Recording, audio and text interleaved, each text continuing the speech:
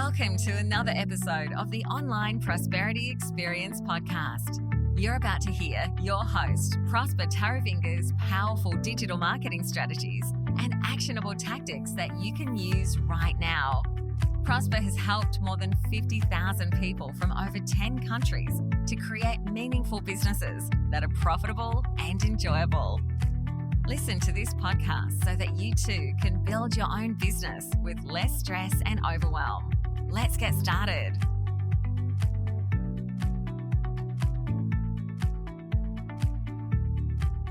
You're as good as your last tweet. I like that statement. And today we're going to be talking about the 8 simple ways just to make your social media work for your business. I know each and every one of us is probably reading or posting or commenting on something on social media while they're listening to this podcast. But do you actually know what it takes and it entails for you to actually engage with that comment and also to get people to engage with you? Now, let me tell you something. Using social media to promote your business doesn't have to be hard if you just follow the 8 steps that I'm going to be talking about in this podcast today. Now, obviously, we all know how social media works. You post something, you twiddle your thumbs, and then you wait for people to like, comment, and share. And all of a sudden, you get so much money in your account, and you do it over and over again up until you're so rich and you don't even care about what you're going to be posting or how it's going to be affecting your audience. Well, I wish it was that easy. Now, I'll tell you something. I'm very prominent in my social media, especially on Facebook, because I believe it to be a channel that I can actually identify my target audience and really clarify my message before I can unleash it out there into the whole world. Now, you might be surprised and thinking, wait a minute, isn't Facebook already your world? I'll tell you something.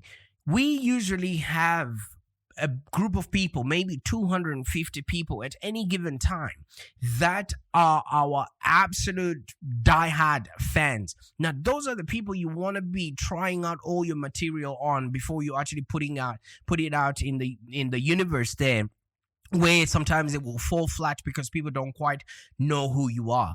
So if you are like me and you really want to build a business that's profitable and enjoyable, I would sit back and really listen and take notes in this podcast here, where we're talking about the 8 simple ways to make social media work for your business.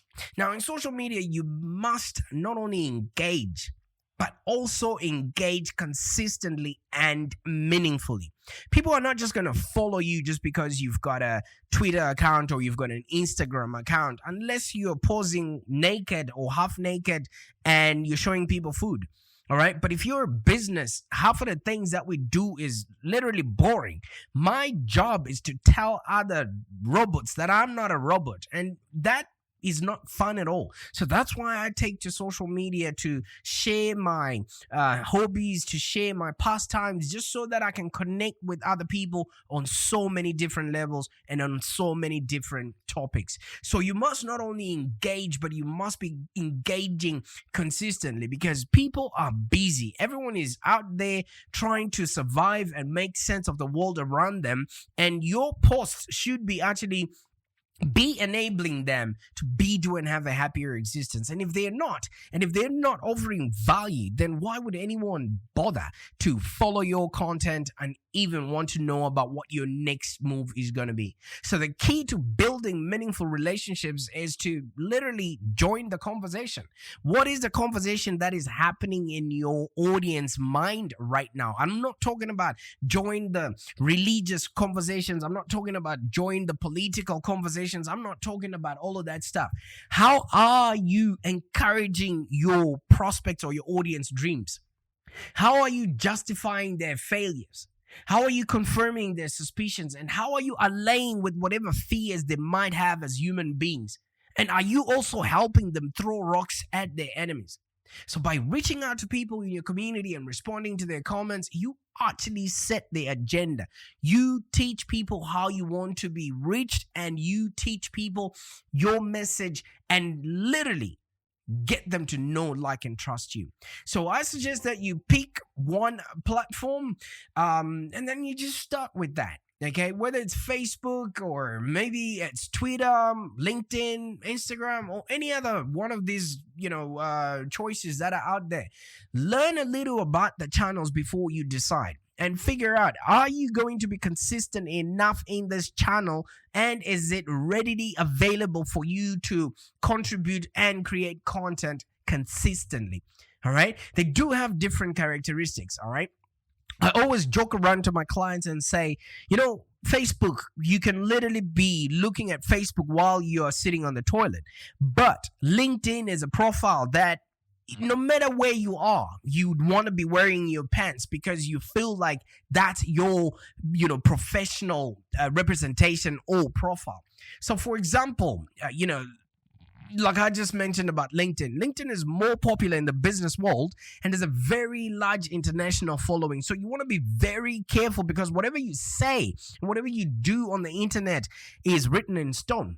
All right. And while there are other platforms like Instagram, which is very visually orientated, is it going to be easy for you to just stop and snap a photo as you are going along in your day? And there are places like Twitter, which is very newsworthy, all right? And it's very quick and it has to be small and succinct. You need to make sure that you are able to respond to your audience as and when they're speaking to you. Then otherwise they move on and they go somewhere else. And I really, really resonate with Facebook. Even though they have issues with privacy and all of that stuff, that's not what we're there for. We're just there to identify our target market and use the social media platform to help us clarify our message while we are nurturing our audience. If you look at it that way, man, Facebook will be a gold mine and a happy place for you and your audience, okay? So I think Facebook has many businesses, but their biggest approach is being very social. So each of these platforms has a slightly different demography. And I know you already know all of this stuff, but it doesn't hurt to actually reiterate this information because some people go on to LinkedIn with the same face they had on the Instagram and hope that people are going to respond. It doesn't normally work like that. So most important of all, find out which social media platform is the one where your customers or clients are actually spending a lot more time on, because that's where you want to be. Okay, you can't go fishing for whales in a fish pond, okay, or in a swimming pool. Guess what? You're not going to find them there. All right. So I'm hoping these tips are going to help you craft a memorable social media presence, which is actually going to make it easy for people to connect with you, buy from you, and actually engage with you in such a way that is profitable for both parties involved. But one thing that you need to make sure you're doing while you're on social media, be authentic. All right. I'm not saying be authentic as in walk around being who you want to be, but define what authenticity means in your own words and what your clients or audience values. All right. Because we help consultants sell their business by driving leads, harvesting those leads, and converting them into happy clients that pay, stay, and refer. That's what my job is at Live Long Digital. Now, what I need to be doing is showcasing that I am also doing that. I am also practicing what I preach, and I'm actually helping my clients by actually helping them. So be yourself. Share and tweet and post the things that actually interest you. Don't try to be what you think others want you to be. And don't work too hard to have everything perfect. Like if you would look through my social media posts, I'm always playing with my little girls. I'm wearing their stuff. You know what I mean? Because that's who I am when the camera is not facing me. So I would want that my clients or the prospects that I'm dealing with accept me for who I am and actually understand that this is who I want to be known as. And don't try and work hard to be something that you're not, because you will get caught out. You will get caught out. All right. So whatever you do and whatever you're going to be put up or whatever you're going to be trying to portray, you need to gravitate towards that and be consistent. Otherwise, you break the trust with your customers. And remember, people do business with those they know, like, and trust. So whether it's Twitter, Facebook, or Pinterest, whatever, matters to you and how your customers connect with you, who you are is who you should present the world as. Because if you try to be something else, then guess what? It will be grand opening, grand closing.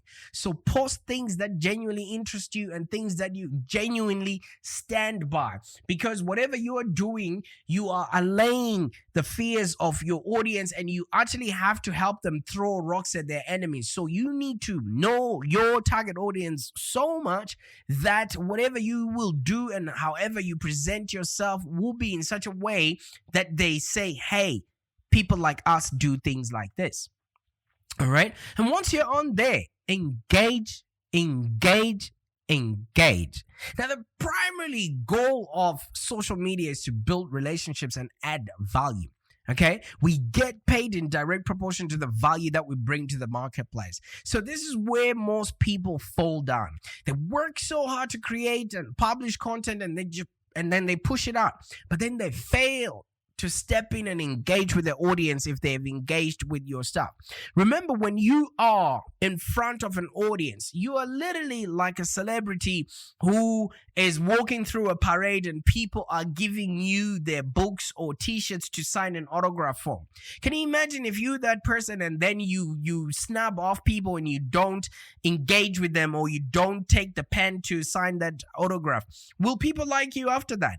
They won't, all right? People also want to be paid for their participation, all right? So whenever you are engaging with people, you are offering your audience participation trophies, and they will do it again and again and again, and it becomes a habit. And you want to be creating that habit of following and seeking you out whenever you don't show up on your Facebook. Now, do you have people that if you don't show up on your social media will miss you when you're gone? Do you have people like that? Now, that means you want to be talking to people. You want to be understanding them, because those are the people that are going to be paying you eventually, or spreading your word on your behalf when you can't reach their networks. All right? Well, that does not mean that you talk to people as if you in a condescending manner, That means don't talk to people, but and just post without you reaching back and looking for feedback. Talk with people and really engage. Respond to comments, jump into these communities, let people feel like they're speaking to a human, not some, higher person that is untouchable. Because when you're untouchable to people, then you can't reach their wallets. All right, so share your perspective and your point of view, because people gravitate towards those that they feel akin to. And there are so many aspects that you can reach out to people, maybe through sharing your family, your voice in the community, how you are also helping other people with their vocation, all of those things. And I remember when I was watching and listening to, I think it was Gary Vee, and he mentioned something to the effect that document and don't produce. Sometimes we feel like we just have to keep producing content without any context. Guess what? Overproduced content tends to turn people off on social media. And especially after COVID, they know that each and every one of us only has the phone, and you can't go to a studio to actually edit your videos or anything like that. So if you overproduce your stuff on social media, people will just be like, meh, and they actually start looking for errors. Okay? So figure a medium role. Obviously, you don't want to put out boring content and, bad quality type stuff, but people can tell what has been home produced and what has been overly produced. Plus, you need so much content, video, audio, blog posts, quotes, pictures, etc., that most people don't have time and resources to put all of that into production and make it look fancy. And people don't care. People don't care as long as they know how you can help them. All right. So you might spend 5 hours trying to edit a 3-minute video, whereas in that 5 hours, you could have actually done maybe 30 minutes doing the video, 30 minutes polishing it up a little bit. And that's already an hour. And then use the rest of the hour to engage, the rest of the 4 hours to engage with the people that are commenting and liking on that video. Like I said, people don't care. They're just worried about what is it that you can do for them. All right. And they don't care about what you created last week. They care when your content comes in today. Is it relevant? Is it on point? And is it helping them make sense of the world around them? They want to get to know you. They want to experience your day with, your day with them. And they really want to relate to you. All right. So as a result, it's much more powerful to document your life in real time. And that's why stories are important. If you don't like it, guess what? Just wait 24 hours and it's deleted. All right. And it doesn't take a bunch of time for you to just take 10 seconds of you just snapping a story, and people will get to know, oh, wait a minute. Today he's not answering the phone because he's probably recording a podcast.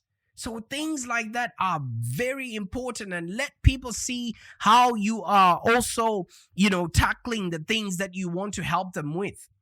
And once you're in there, once you're giving all that value, do not try and oversell.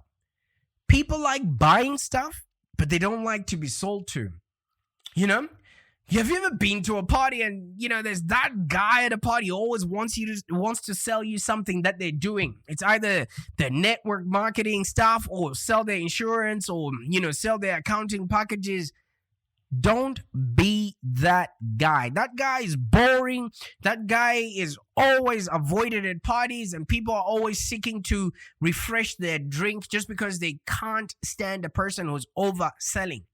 People like buying stuff, but they don't like to be sold to. So get to know people, engage honestly, and join in the conversation. But don't try and dominate it. No matter how much of knowledge you have or how much experience you have, let people come to you in their own space. All right? Giving advice and offering suggestions will make you seem helpful, knowledgeable, and trustworthy. And that's what people are always looking for. They're always looking for people that can help them make sense of the world around them. So get people to ask you about yourself. Don't overimpose. Rather than telling them about yourself, they'll be more receptive if you're having a conversation with anyone and not speaking at them. All right? And once you're doing that within your social media, you really want to commit to engaging with people. I usually call it an hour of power. So this is what I do every single day in the morning. I wake up and I try and reach out to 10 new people that I've never met or that I've never heard of to add them to my audience. All right. And guess what? Getting started with Facebook and audiences it's super easy, and it's one of those things that you can literally do by the end of this podcast. Opening an account costs you nothing. Posting is obviously for free. I don't know if you get an invoice whenever you post onto social media. In a few minutes, you can be up and running. Within an hour, you can actually reach the rest of the world. Every 3 billion people that engage with Facebook every single day. If you've got the money, time, and effort, you can actually reach all those people. You can connect with your friends, co-workers, customers, people you went to kindergarten with. But I want you to spend 1 hour a day to engage with the community and the people that are reaching out to you. That's it. Because those people could be doing it somewhere else. Just thank them by giving them your attention. That's it. And 1 hour a day at zero cost to you, you can literally build an army. Now, the cost in time and money is negligible about this, but the potential payback in exposure and attention is incalculable.